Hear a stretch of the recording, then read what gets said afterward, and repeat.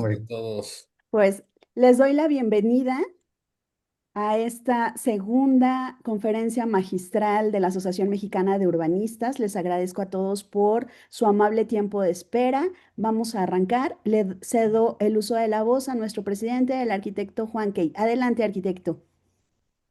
Muy bien, bueno, pues queridos amigos, muy buenas noches. La verdad es que es un placer estar con ustedes en esta segunda conferencia. Recordarán que hace poco tiempo hicimos una con el arquitecto Roque González. Este ciclo de conferencias lo hemos denominado Ciudades en Tensión. Y bueno, se refiere a un pensamiento técnico y político con responsabilidad desde el conocimiento, la crítica y la acción. Sentimos que este tipo de encuentros resultan fundamentales en los tiempos que corren y no tengo que explicar por qué. Entonces, bueno, pues a nombre de la asociación que me honro en presidir, les doy a todos la más cordial bienvenida a esta segunda sesión de estas conferencias. Como dije, Ciudades en Tensión, un espacio que nace de la urgencia por pensar o repensar nuestras ciudades desde una mirada crítica, técnica y comprometida. Este ciclo lo hemos concebido como una respuesta a la realidad que enfrentan nuestras urbes. Hoy, la creciente concentración del poder, la exclusión flagrante, diría yo, del conocimiento técnico, la improvisación institucional, la falta de coordinación en todo lo que está relacionado con el territorio, nos obligan a pensar que este ciclo puede ser como una apuesta en la posibilidad de repensar el futuro desde el conocimiento colectivo, la práctica profesional y la responsabilidad pública. Bajo el título de Ciudades en Tensión, nos hemos propuesto reflexionar mes a mes sobre 6 temas fundamentales que atraviesan la vida urbana actual: gobernanza, desigualdad territorial, juventudes, resiliencia, sostenibilidad y tecnología. Lo hacemos desde un enfoque plural, interdisciplinario y con el acompañamiento de ponentes destacados cuya trayectoria habla por ellos mismos. Esta conferencia del día de hoy, 29 de julio, está dedicada al tema que ha preparado nuestro ponente y representante de la AMU en Campeche, José Luis Llovera, bajo el nombre de Desigualdad Territorial y Derecho a la Ciudad. Un tema que, a no dudarlo, atraviesa todas las escalas del desarrollo urbano en México y que pone sobre la mesa la brecha persistente y muchas veces profundizada entre el discurso de ciudad para todos y la realidad fragmentada que viven millones de personas. Por ello, reitero darle la bienvenida a nuestro querido amigo José Luis Llovera Abreu, que compartirá su experiencia, su mirada crítica y una propuesta frente a uno de los problemas estructurales más complejos y urgentes de nuestra vida urbana. Les recordamos, aprovecho para hacer este aviso parroquial, que tendremos la siguiente conferencia el 25 de agosto con el nombre de Juventud y Porvenir Urbano, a cargo del doctor Jorge Carlos Díaz Cuervo. El 29 de septiembre, Resiliencia y Reconstrucción ante Fenómenos Naturales, a cargo de Miriam Ursúa, que es secretaria de Gestión, Prevención y Atención de Riesgos del Gobierno de la Ciudad de México. El 27 de octubre, Sostenibilidad, Justicia y Diversidad, a cargo de Salvador Herrera Montes. El 24 de noviembre, Tecnología, Inteligencia Colectiva y Futuro Urbano, a cargo del maestro José Ramón Jarquín, representante de la AMU en el Estado de México.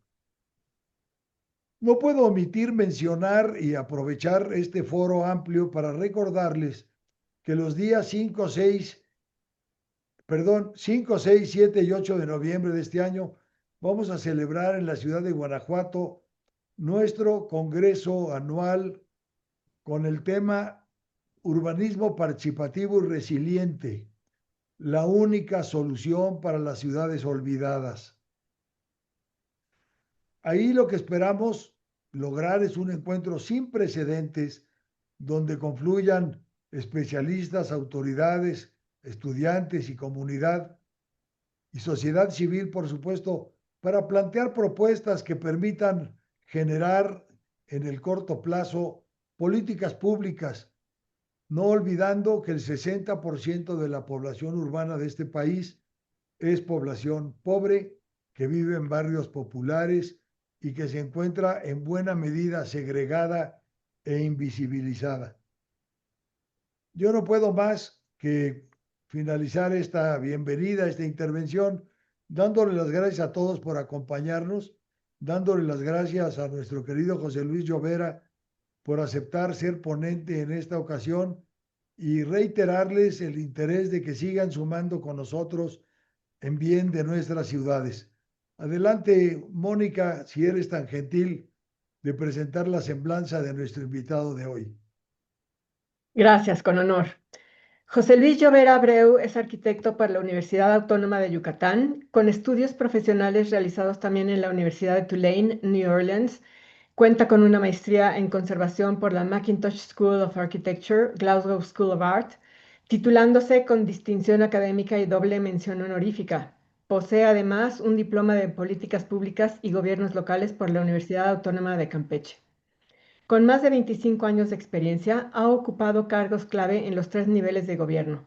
A nivel federal, fue director general de Desarrollo Urbano y Suelo en la Sedesol y asesor técnico del secretario en la Sedatu, participando en la formulación del Programa Nacional de Desarrollo Urbano y en el diseño de políticas para el ordenamiento territorial y la vivienda. Destaca su liderazgo en el programa PRASPRA, la modernización de catastros y registros públicos y su representación en la OCDE. En el ámbito estatal y municipal ha sido director de Obras Públicas del Ayuntamiento de Campeche, coordinador estatal de Sitios y Monumentos Históricos y director de Imagen y Desarrollo Urbano del municipio de Campeche, donde impulsó la actualización de planes urbanos, la modernización catastral y la gestión del patrimonio cultural. Entre sus logros más notables se encuentra la restauración del Circo Teatro Renacimiento y la modernización del Teatro de la Ciudad Francisco de Paula Toro. En el sector privado, colaboró en ICA como gerente de desarrollo de negocios y de reserva territorial, gestionando proyectos urbanos con esquemas APP y modelos autofinanciables. Fue también secretario técnico del Instituto Bernardo Quintana y de la empresa ABQ, asesorando directamente al ingeniero Bernardo Quintana Caguaje. Es autor y colaborador en diversas publicaciones nacionales e internacionales sobre desarrollo urbano, vivienda y territorio. Ha sido ponente en congresos de alto nivel en México, Brasil y el Caribe, y es articulista en medios como El Financiero, Archipiélago UNAM, Diario de Yucatán y Tribuna de Campeche. Actualmente es representante estatal en Campeche de la Asociación Mexicana de Urbanistas, donde promueve el pensamiento técnico y la participación ciudadana como base para un desarrollo urbano sostenible e incluyente. Adelante, arquitecto Llovera. Muchas gracias. Muchas gracias, arquitecto Kay, como siempre, por la invitación. Es un honor y es un gusto estar aquí con ustedes y muchas gracias, Mónica, por tan amable presentación. Leyendo rápidamente mi currículum. Supongo que ya todos ven la pantalla, ¿verdad? Me refiero a la presentación. Ya Sí. puedo. De acuerdo. Bueno, intitulé Densificación urbana versus segregación territorial. Esto, que sin duda alguna es algo que diferencia, a grosso modo, el esquema territorial de las grandes ciudades en el mundo. Y a propósito, no puse en el título el elemento unificador, que es la movilidad urbana, porque se irá infiltrando en la plática a lo largo del desarrollo de esta, y ahorita van a ver por qué.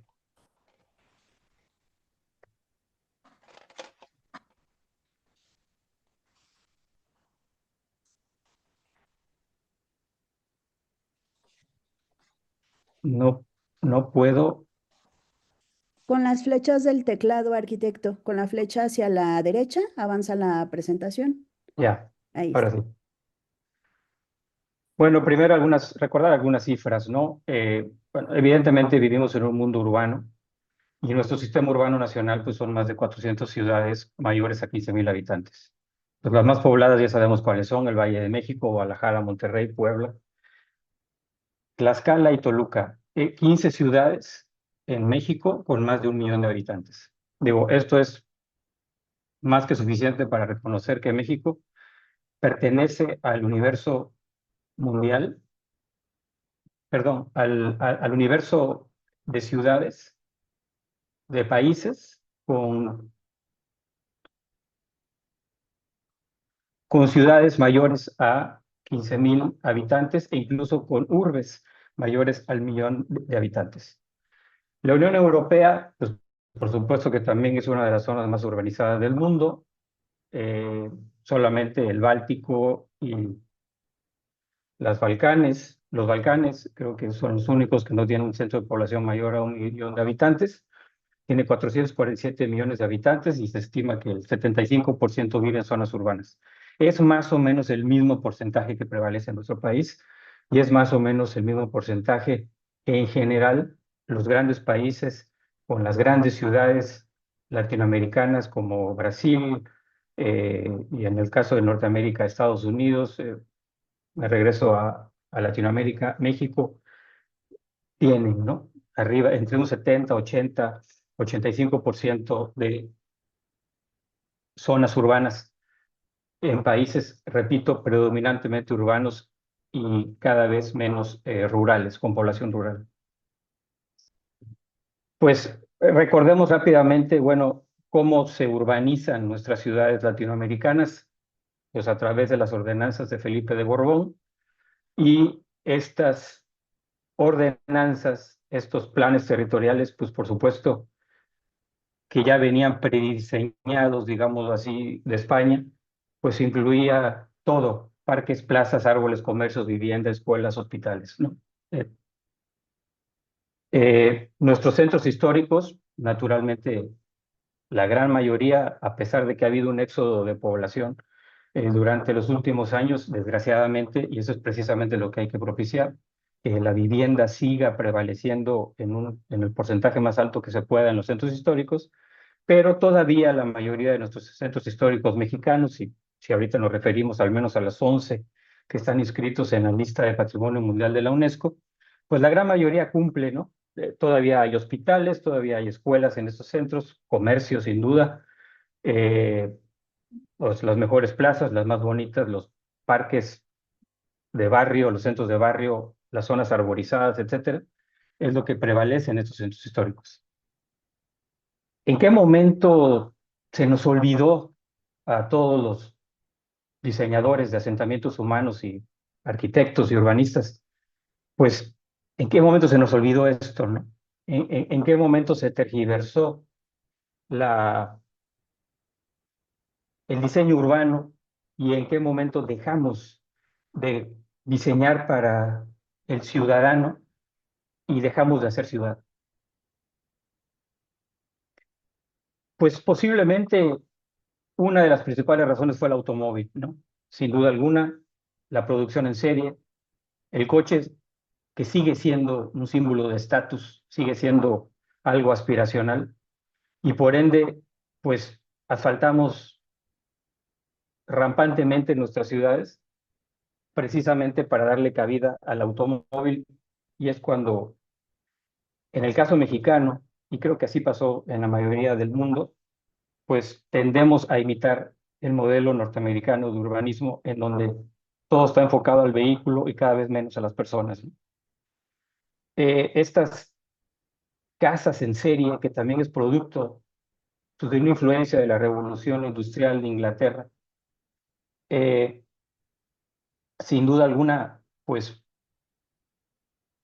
propiciaron la necesidad de asfaltar las ciudades y de darle, repito, más cabida al automóvil como el centro de la movilidad o como el sistema de transporte primordial o principal en cualquier ciudad.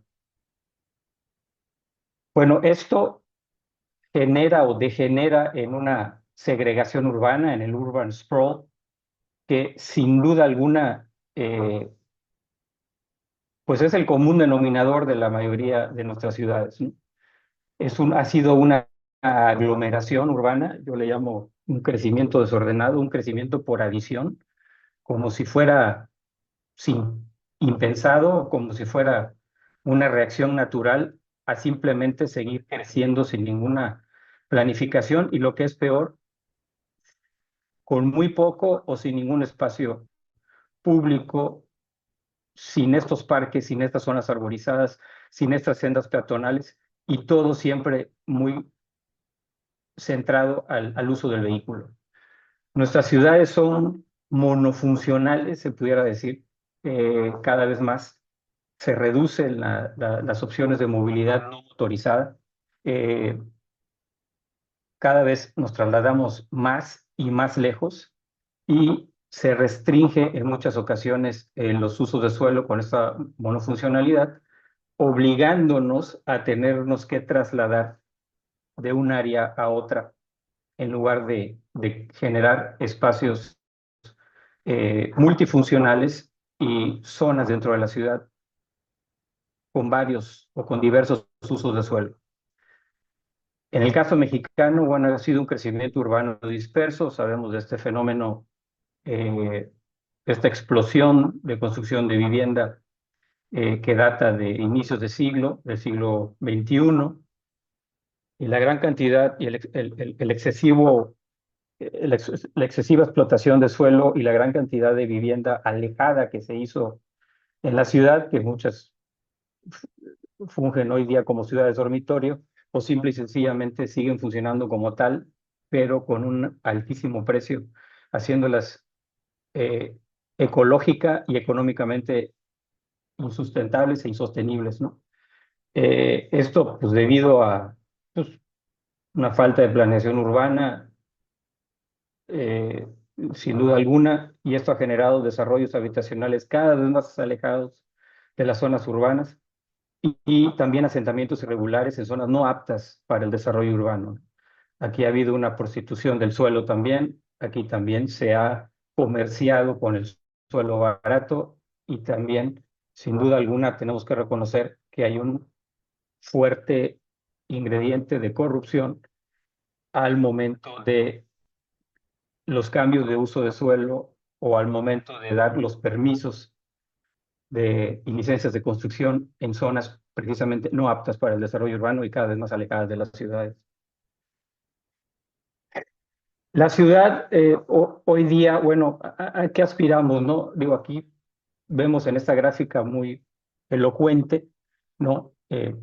Un trozo del mismo tamaño en una ciudad extensiva caben 116 viviendas y en una ciudad compacta pues cabe 320 viviendas. Naturalmente en una el coeficiente de ocupación del suelo es mayor, en la ciudad compacta el coeficiente de ocupación del suelo es mucho menor y en la ciudad extensiva el coeficiente de utilización del suelo es menor y en la ciudad compacta el coeficiente de utilización del suelo es mayor.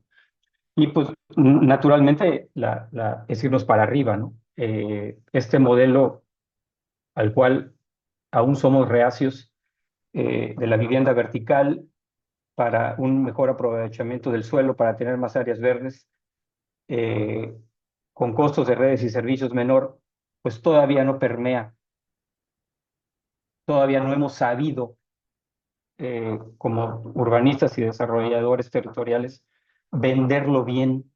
E insisto en la palabra venderlo, porque justamente hay que venderlo bien para que sea un producto atractivo y para que la gente lo compre.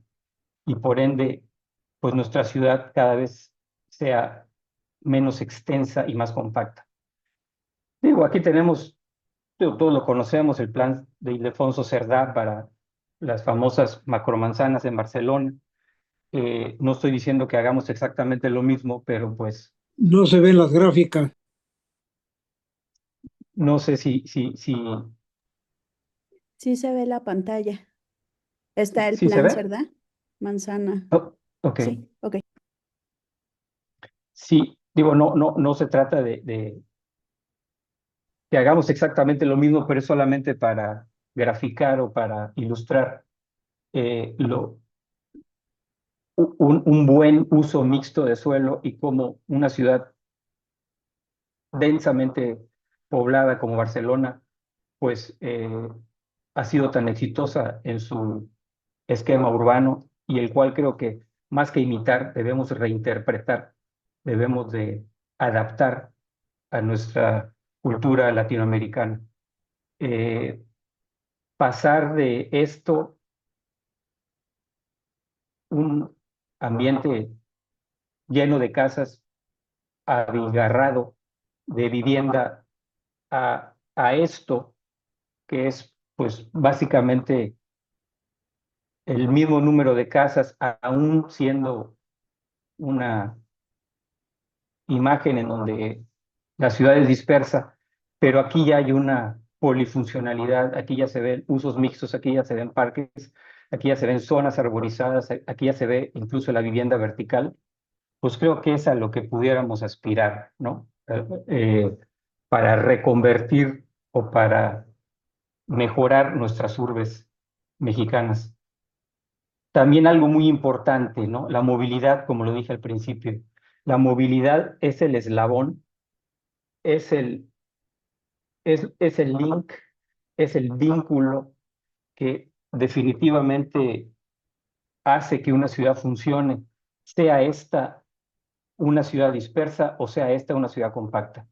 Por supuesto que lo ideal es que el desarrollo esté orientado hacia el transporte, por supuesto, pero hacia eso debemos aspirar. La ciudad poco densa y dispersa, pues alarga los recorridos, los tiempos de traslado, eh, disminuye la frecuencia del servicio, aumenta los tiempos de espera, etcétera, ¿no? Aumenta los costos de operación en general. Digo, aquí nada más para ilustrar, ¿no? Vemos de un lado Los Ángeles, que es una ciudad estereotípica de los Estados Unidos en donde prevalece el uso del automóvil, como dijéramos Houston, por ejemplo, Los Ángeles, etcétera. Son ciudades diseñadas para viajar en automóvil, son escalas monumentales, totalmente inapropiadas para el peatón, y vemos pues la otra cara de la moneda, por ejemplo, en Canadá, un Vancouver, una escala más humana, como puede ser también Curitiba en Brasil, eh, o la propia Ciudad de México también, ¿por qué no? Es una ciudad densamente poblada, pero eh, con sus zonas bastante densas y compactas. Aquí quiero mostrarles rápidamente, seguramente todos ya la conocen, estas láminas ya tienen un tiempo, quizás me traigan un poco de nostalgia porque fue un estudio que hicimos en la sede Sol hace ya 15 años, pero pues no ha cambiado mucho, ¿no? Nada más le voy a presentar algunas. Esto es para evidenciar qué es lo que ha pasado, o sea, el drama mexicano, eh, que repito, ya no vamos a decir mexicano, latinoamericano, o lo que prevalece en muchas de nuestras ciudades, ¿no? Por ejemplo, la zona metropolitana de Puebla-Tlaxcala, pues en 20 años creció 2.4 veces en población, pero casi 13 veces en su superficie, ¿no? La zona metropolitana de Toluca, más de 3 veces en población, pero 25 veces en su superficie. Digo, es una segregación territorial bárbara. La zona metropolitana de Villahermosa, 3 veces en población y 30 veces en su superficie. Un ejemplo bueno, creo yo, Ciudad Obregón, por ejemplo, ha crecido 1.8 veces en población y apenas, si lo comparamos, 4 veces de superficie. Creo que un porcentaje bastante balanceado de crecimiento, como pueden haber otros ejemplos, ¿no? En mi caso, ahora en mi ciudad natal y en donde ahora vivo, y radico en la ciudad de Campeche, pues su población en 20 años, pues se ha ido casi al doble, 1.7 veces. Sin embargo, su superficie ha crecido 4.7 veces. creo que es un ejemplo de una ciudad muy salvable y en donde todavía se puede recomponer y reconfigurar el anagrama urbano de Campeche. Repasemos rápidamente algunas densidades habitacionales en el mundo, ¿no? Barcelona, sin duda, de las más altas, al igual que París, 170 habitantes por hectárea, París, 206 habitantes por hectárea, Londres, 57 habitantes por hectárea, muy similar a la Ciudad de México, por cierto, Londres. La Ciudad de México tiene una densidad de 61 habitantes por hectárea, repito, muy similar a la de Londres. Por ejemplo, veamos estas gráficas que me encantan, ¿no? Esto lo sustraje de una serie de libros buenísimos del London School of Economics, The Endless City, financiado por el Deutsche Bank, unos librazos, unos libros de cabecera buenísimos, y aquí vemos prácticamente que son idénticas, ¿no? Vemos la zona metropolitana del Valle de México, pues tiene una superficie de 1.484 kilómetros cuadrados, Londres de 1.600 kilómetros cuadrados, la densidad bastante similar, 6.000 y fracción de habitantes por kilómetro cuadrado y 5.700 habitantes por kilómetro cuadrado en Londres. Bueno, evidentemente ahí está hay una dramática diferencia en el PIB per cápita, pero ojo con esto, ¿no? Metro, sistema de transporte público, que en mi experiencia, y creo que muchos estarán de acuerdo, en estas grandes urbes, el metro, el sistema underground, el submetropolitano, como queramos llamarle, pues es verdaderamente lo que funciona. Y es increíble que la Ciudad de México tenga apenas 210 kilómetros lineales de metro y Londres prácticamente con la mitad de los habitantes tenga el doble de kilómetros lineales en metro. O sea que en la zona metropolitana del Valle de México, sin duda alguna, si hacemos las matemáticas, requeriría de 800 kilómetros lineales de metro para que pudiera tener una cobertura amplia en toda la ciudad. Estas ciudades creo que se ha invertido demasiado en carreteras, creo que se ha invertido demasiado en infraestructura carretera y poco se ha invertido en el metro. El sueño hecho realidad del ingeniero Bernardo Quintana Rioja, bueno, creo que ha sido un tanto olvidado y estoy convencido, y después de haber vivido 12 años en la Ciudad de México, que se requiere más metro para la Ciudad de México. Ahora, ¿qué se necesita para Campeche? Rápidamente repasemos algo y pues naturalmente, siendo de aquí y estando aquí, pues me veo obligado a nombrarles y hacerles ver algunas cifras. Campeche, una densidad sumamente baja, ni siquiera llega a un habitante por hectárea, 0.9 habitantes por hectárea. La mancha urbana de Campeche puede ser 5.000 hectáreas aproximadamente y somos 280.000 habitantes. Una densidad sumamente baja, afortunadamente, una ciudad muy moldeable todavía y en donde muchas cosas se pueden hacer. 5.000 hectáreas de la mancha urbana y 8.000 hectáreas hasta el arco periférico. Veamos esto, para quienes no conozcan Campeche lo van a entender muy fácil ahora que les dé esta breve explicación. Aquí vamos a ver los 5 vacíos urbanos en la ciudad. Si vemos al centro, está el centro histórico, valga la redundancia, pegado al mar, y el arco periférico que funciona, o hemos tratado que funcione como el límite de crecimiento de la ciudad. Tenemos un aeropuerto al centro que prácticamente estrangula y divide a la ciudad. Digo, ahí está, y es muy difícil su reubicación porque no es precisamente un aeropuerto rentable, entonces yo creo que van a pasar muchos años antes de que el aeropuerto se reubique. Tenemos un gran sector que es el sector oriente de la ciudad, que es en donde más gente habita. Tenemos otro gran sector que es el sector poniente, en donde prácticamente están concentrados todos los servicios. La ciudad, si hacemos un eje imaginario, pues veremos que es el aeropuerto el que la parte en dos, y la ría de San Francisco también. La mayor parte del commuting diario, los viajes pendulares diarios son de oriente a poniente y de regreso de poniente a oriente, cuando la gente regresa del trabajo. En el oriente tenemos pues, prácticamente toda la vivienda, y en el poniente tenemos prácticamente todos los servicios: oficinas, escuela, entretenimiento, mercado, supermercado, etcétera, está del otro lado. En estos 5 vacíos urbanos hay más de 1.200 hectáreas de suelo apto para el desarrollo urbano. ¿Cuál es el reto? Contener la ciudad hacia adentro del arco periférico, una especie de cinturón verde, que es lo que hemos intentado normalizar a través del Programa Municipal de Desarrollo Urbano, porque todavía hay mucho espacio intraurbano en donde crecer. ¿Qué es lo que se ha propuesto o qué es lo que yo he propuesto en muchas ocasiones? A la ciudad le atraviesa 16 kilómetros de vía férrea, actualmente en desuso.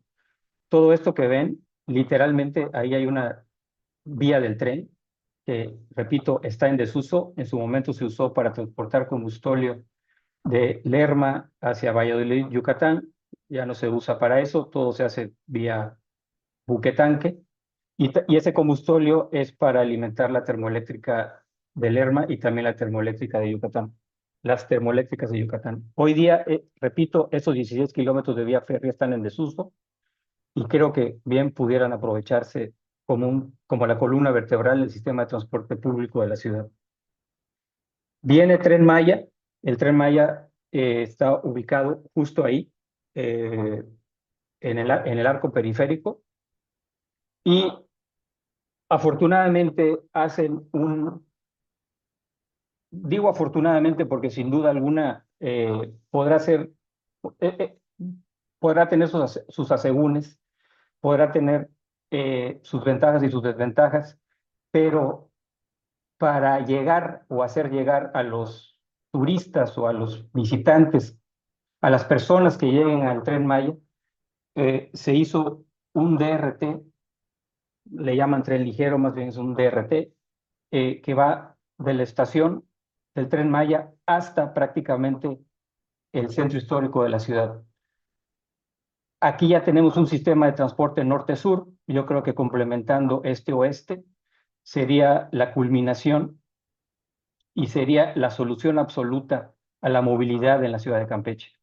Este tren ligero hoy día no solo transporta a turistas o a visitantes o a las personas que llegan en el Tren Maya, sino tiene 15 estaciones para que campechanos o quien quiera, turistas, quien quiera usarlo. Hay 15 estaciones a lo largo de esta vía, perdón, a lo largo de la ruta amarilla, que es la ruta del tren ligero. Creo que es un buen comienzo. Creo que, repito, podrá tener sus asegúnes. Yo personalmente hubiera cambiado el último tramo y hubiese evitado el malecón, pero bueno, es un tema muy debatible aquí en Campeche, pero lo que tenemos que aplaudir, sin duda alguna, es que existe hoy día, sí perfectible, sí mejorable, sí todavía a prueba, apenas se acaba de inaugurar, pero qué bueno que existe un sistema de transporte público masivo que una de alguna forma el centro de la ciudad con varias zonas densamente pobladas del centro y del sur de la ciudad, con 15 estaciones. Bueno, esta es una propuesta, nada más que en algún momento hice para ejemplificar o para ilustrar que también pueden haber estaciones oriente-poniente para la vía férrea que está en desuso. Puede ser la columna, repito, la columna vertebral para el transporte público en Campeche. Y recordemos algo sumamente, una ciudad compacta es una ciudad que aspira a un buen sistema de transporte público. Una ciudad con un buen sistema de transporte público es una ciudad con buena movilidad. Una ciudad con buena movilidad es una ciudad con buena calidad de vida. Una ciudad con buena calidad de vida es una ciudad competitiva. Y por supuesto que una ciudad competitiva, pues es una ciudad productiva. Entonces, con esto cierro mi presentación. Espero, sé que muchos de mis amigos me dicen, Pepe, explícanos algo en nuestro idioma, algo que se pueda entender.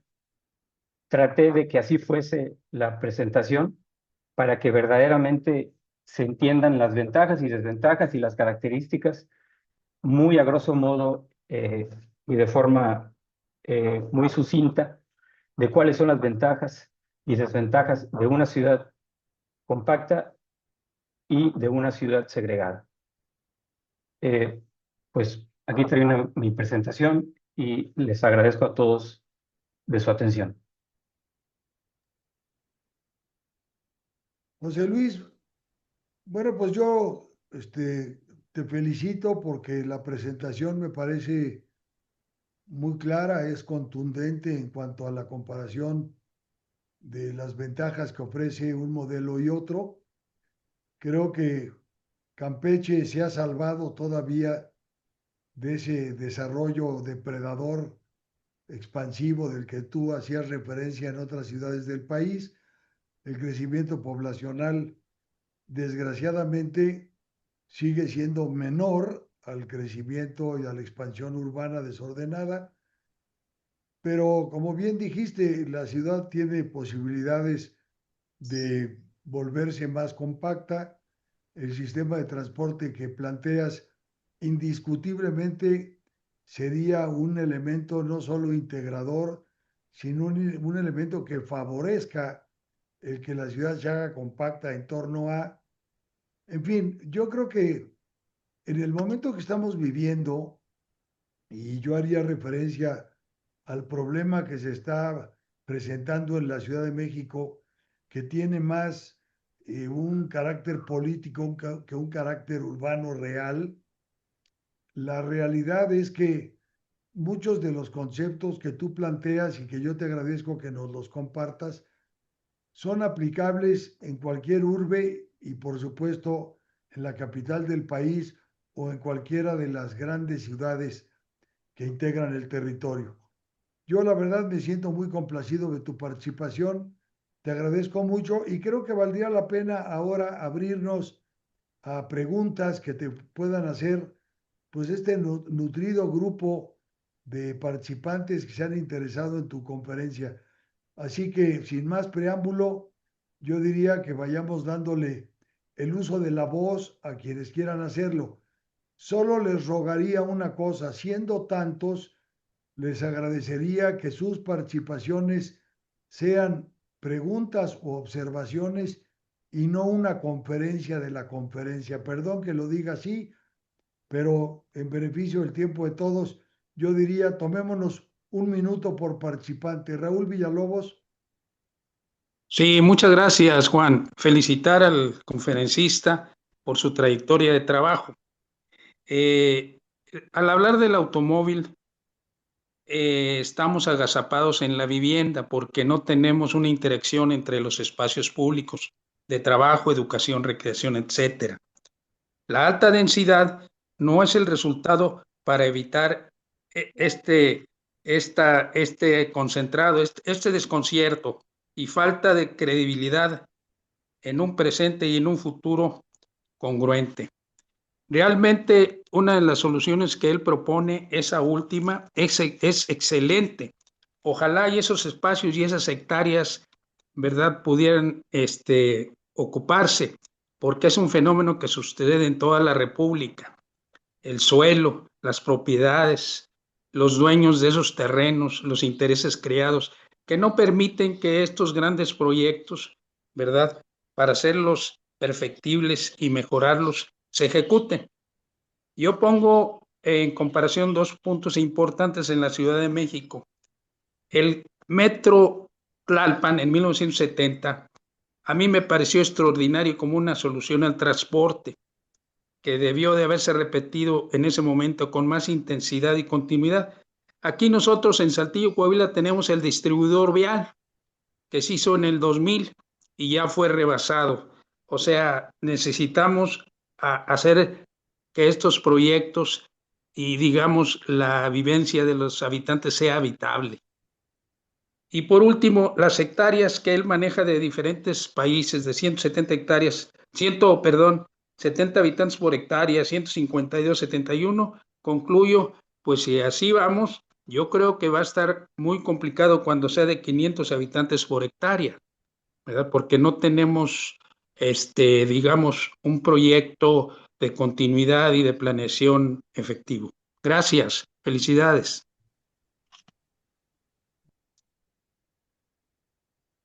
Muchas gracias, Raúl, por tus palabras. Solamente comentarte que, por supuesto, coincido plenamente con lo que has dicho.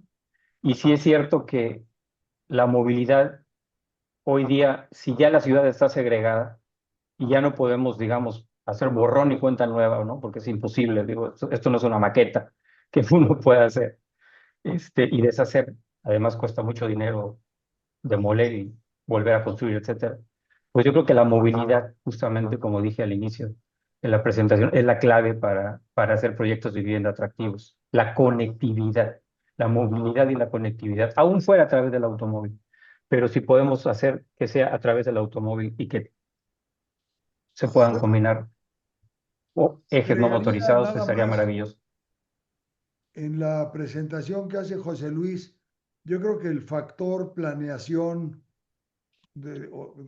urbana, el ordenamiento del territorio institucionalizado con vigencia de mediano o largo plazo es fundamental.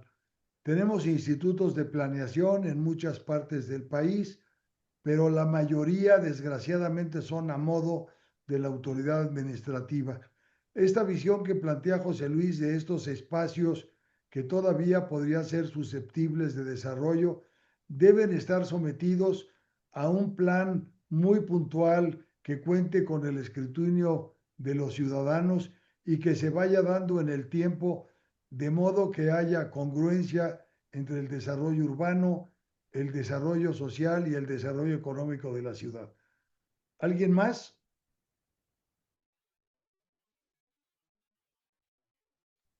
Alberto Ramos, tu micrófono. Y gracias. Bueno, pues felicito a José Luis sobre la propuesta que hace, sobre todo me parece excelente el de recuperar la vía del ferrocarril. En la Ciudad de México lamentablemente se perdió, se hizo una ciclovía que no funciona, pero al final de cuentas es un elemento muy importante. La visión del transporte público, yo creo que debe ser un elemento fundamental. Las vialidades y todo este asunto de la urbanización, yo creo que ha pasado ya a otra dimensión. Hoy en día el transporte público es la base fundamental para el desarrollo de las ciudades, como bien se mencionó. Ahora, yo creo que uno de los aspectos también que hay que tomar en consideración, o dos aspectos que hay que tomar mucho en consideración. Uno, necesitamos promover la cultura del espacio público, que la gente adopte los espacios públicos. Yo no sé realmente por qué, si es una parte de nuestra cultura como eh, colonia española o no sé qué, el espacio público se considera que es de alguien, pero no nuestro. Entonces tiramos basura en el espacio público, pues porque es de alguien, a ver quién es. En nuestra casa no tiraríamos. Y entonces esa cultura yo creo que hay que promoverla. Esa es muy importante. Evidentemente es un elemento de otra naturaleza, no es de planeación urbana, pero es parte de todo el proceso. Por otra parte, el otro aspecto que yo subrayaría es un aspecto en el que estamos trabajando actualmente la AMU en la Ciudad de México y que hoy tuvimos precisamente una reunión sobre los aspectos financieros para el desarrollo urbano. Muchos de estos proyectos, que son muy buenas ideas, no se pueden llevar a cabo porque nunca hay dinero. Las ciudades no tienen dinero. Y entonces lo que necesitamos es crear esquemas que permitan el financiamiento de estos proyectos. Hoy en día es difícil las asociaciones público-privadas porque como que no las ve muy bien esta administración, pero al final de cuentas hay una serie de elementos importantes. Como bien sabemos todos los que estamos aquí, hoy en día la planeación es un proceso participativo. Ya la planeación que hicimos en los años 70 en la SAOB, en donde la autoridad definía la estrategia de desarrollo y planteaba los proyectos, ya esa pasó de moda. Hoy, si no gestionamos los proyectos con la comunidad, no van a caminar. Y de la misma manera, si no promovemos la participación de la comunidad en general, todos los sectores de la sociedad, en el financiamiento de los proyectos del desarrollo urbano, también vamos a tener muchos problemas. Muchas gracias. Felicidades. Roque, tu micrófono.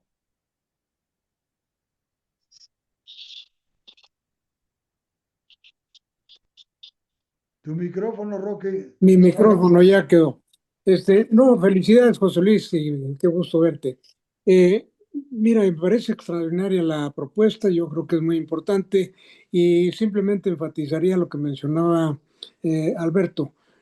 No sé cómo es concebido el plan financiero de este tema. Sí, desde luego que la densificación misma es una fuente de ingresos para una obra como estas, porque finalmente el tren genera valor y genera la posibilidad de densificación. La densificación a su vez se convierte en valor y en alguna medida podría ser una de las fuentes de financiamiento de este excelente proyecto. La otra simplemente la dejo como una idea así un poco al aire. Tienes un aeropuerto que tiene poco uso porque el mercado de Campeche es muy poco atractivo para tener una conectividad aérea más frecuente. Tienes a Ciudad del Carmen a 2 horas de distancia, la reserva territorial que ocupa el aeropuerto es una reserva sumamente estratégica, es una centralidad en realidad, fortalecida ahora por la conectividad con el Tren Maya. Entonces, caray, ahí hay una fuente de recursos fantástica, simplemente promoviendo la sustitución de los aeropuertos de Ciudad del Carmen y de Campeche por uno regional que sirviera a ambas entidades, que aprovechara un mercado mucho mayor, lo cual le daría unas mayores posibilidades de rentabilidad como proyecto aéreo. Entonces, simplemente es una hipótesis de trabajo que dejo en tu mente. Gracias, Muchas Roque. gracias, arquitecto. Un gusto saludarle. Interesante su reflexión. Ligia González pidió el uso de la voz. Sí, buenas tardes. Bueno, además de saludar a José Luis por su presentación, hace tiempo que no lo veo, muy interesante, con muy buen material, muy gráfico, muy didáctico.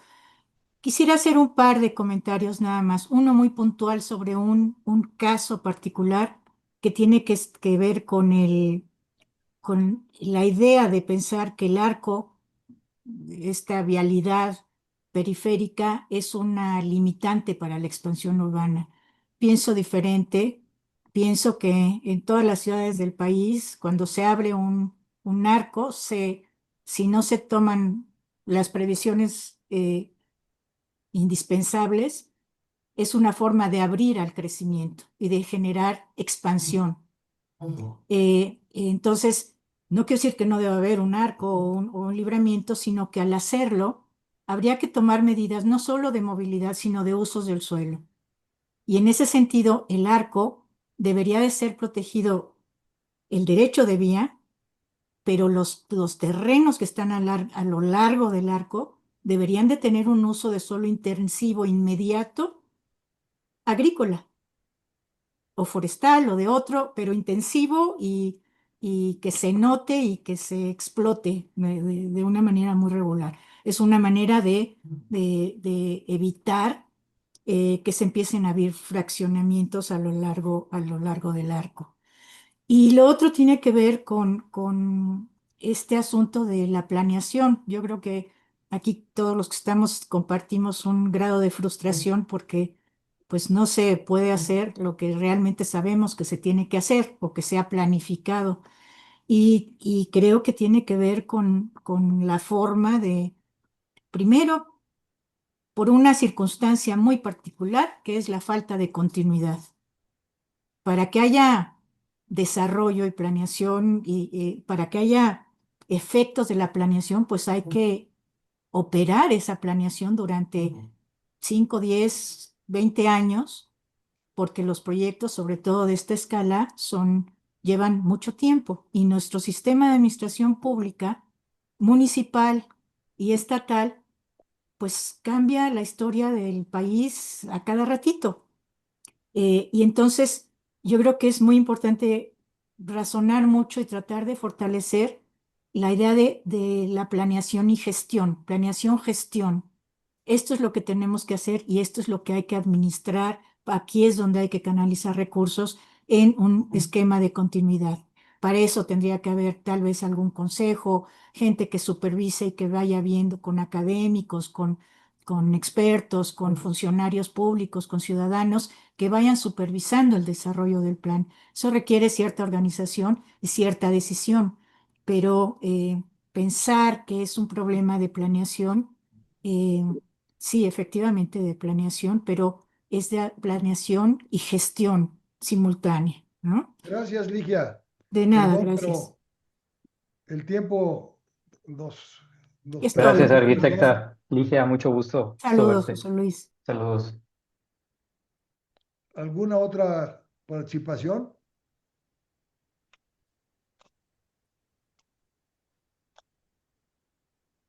Bien.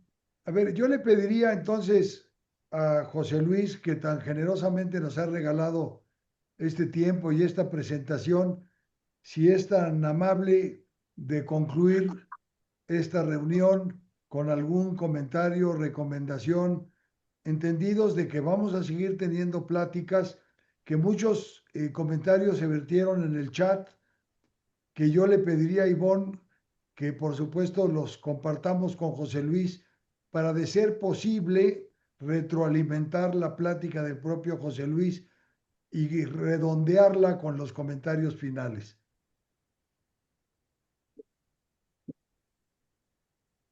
Pues gracias, arquitecto. Pues muy brevemente comentaría y ejemplificaría con una anécdota al inicio de mi carrera de arquitectura, cuando le pregunté a un buen maestro mío, quien afortunadamente es muy amigo mío, el arquitecto Augusto Quijano, le pregunté, arquitecto, ¿cómo se hace la arquitectura? Y me dijo, con dinero. Y efectivamente, eh, creo que esto engloba, sintetiza mucho de lo que aquí se ha platicado, ¿no? La viabilidad financiera y la forma en cómo los planificadores urbanos, arquitectos, urbanistas, diseñadores de asentamientos humanos, etcétera, debiéramos de vender. Creo que nos ha faltado esa mercadotecnia bien dirigida para venderle bien a los tomadores de decisiones, a nuestros gobernantes, a la clase política, para venderle bien las mieles del buen desarrollo urbano y cómo sí puede una ciudad coexistir o existir con la traza urbana que tenga y con las particularidades que existan, sean buenas o sean malas. Cómo hacerlas resilientes, ¿no? Bueno, ese término que es un anglicismo, pero no encuentro una palabra en español. Cómo la ciudad puede ser resiliente, cómo nos podemos adaptar siempre para adaptar y adoptar elementos que puedan hacer cada vez más habitables y disfrutables, ¿no?, nuestras ciudades, ¿no? Como comentaba al principio nuestro amigo de Saltillo, y como comentaba yo mismo, ¿no? O sea, ¿en qué momento, pues el espacio público, pues es de alguien, ¿no? Pues ese alguien somos nosotros. Eh, la basura, pues es nuestra, ¿no? En el momento que nosotros compramos algo y si ya se acabó el contenido, pues el continente sigue siendo nuestro. Lo tenemos que guardar y llegar a la casa y tirarlo a la basura, no podemos tirarlo en la calle. Entonces, digo, es un tema inacabable, ¿no? Pero hay un hay una gran dosis de civilidad que nos hace falta. La cultura hecha ciudad, la civilización, creo que todavía nos hace todavía estamos muy verdes, o todavía estamos eh, con ideas no, no todavía totalmente desarrolladas, ¿no? Para poder verdaderamente eh, hacer que nuestras ideas se puedan plasmar en la realidad. Y todo esto tiene que ver con una viabilidad económica, sin duda alguna, ¿no? Eh, Sabemos que muchos sistemas de transporte masivo son subsidiados, bueno, el sistema ferroviario en el mundo está prácticamente, requiere de mucho subsidio, pero bueno, es ahí en donde viene la voluntad política y es ahí en donde necesariamente tiene que intervenir una política de gobierno, ¿no? Entonces, bueno, quizás sea tema de otra plática o título de otra charla, ¿no? Pero bueno, yo con esta reflexión cierro mi participación y nuevamente, arquitecto Key, le agradezco mucho la oportunidad, le agradezco mucho a todos, bueno, a Ivonne Salazar, Mónica Gil, Carlos Corral, etcétera, todo el equipo que, que han hecho posible esto, que verdaderamente a veces uno se puede sentir que predica en el desierto, pero creo que mientras más eventos y foros como estos hagamos, pues más exitosos vamos a ser. Bueno, pues yo daría por terminada nuestra sesión a la hora exacta. Me parece que ha sido muy enriquecedora. Creo que vale la pena cerrar con un comentario. Al final, las ciudades son de todos, siempre y cuando seamos capaces de habilitarlas para todos. Eso es un elemento que es fundamental. Tenemos obligación como Asociación Mexicana de Urbanistas, y es una invitación a José Luis, a difundir estos contenidos entre la sociedad de Campeche. Parte del reto que tenemos los urbanistas no es mirarnos al ombligo y hablar entre nosotros. Lo importante es difundir estos temas y hacer que formen parte de la agenda pública, que la gente, que los habitantes de a pie, que Hoy, no entienden de planificación, pero que viven y padecen la ciudad, conozcan cuáles son las posibilidades, las alternativas y las condiciones que podríamos lograr si trabajamos todos juntos. Pues muchísimas gracias a todos. Yo les agradezco mucho la presencia. Tuvimos una audiencia bastante importante en un momento más de 60 personas. José Luis, muchas gracias y gracias a todos por estar con nosotros. Nos vemos el 25 de agosto en la tercera plática de Ciudades en Tensión. Que tengan una excelente noche y muchas gracias.